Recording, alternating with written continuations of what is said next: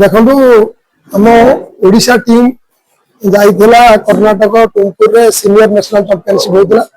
से 8 गड़ total Odisha team third position मारला। थर्ड पोजिशन मारला पर आमको जे खो खो इंडिया रो सभापति अच्छा अभिमन्यु सिंह से आमको गोटे अफर देले आप जूनियर खो खो चैंपियनशिप आप करूँ आम से बहुत विचार विमर्श कलु 8 गड़ आसिलु आमर जो मैंने क्रीड़ाविद थे खो खो जो मैंने सब खेला अन्य खेला मान बुझे आम चाहूँ ये करने से स्वीकृति देते हाँ करूँ कले बहुत भल कथा तेणु आम सब बजार कमिटी आपणकर 8 गड़ क्लब सब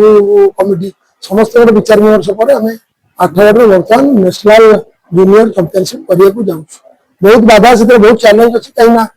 से 1200-900 पिला आसवे 200 पखापाखि कोच भर भुवनेश्वर मिश्र 1300 पखापाखि पिला ये रे आपंकर 29 तारीख रू आसवे रे 2 तारीख जाए डेली आपंकर सका 7टारू खेल स्टार्ट हो 7:30 खेल स्टार्ट हो खरा जेहेतु हो आम रखीचु 11 बंद करूँ पुणी 4 खेल स्टार्ट करूँ रात 10 खेल कर डे एंड नाइट मैच उद्यापनी दिवस रखी 2 तारीख से दिन आमर उद्यापनी हो।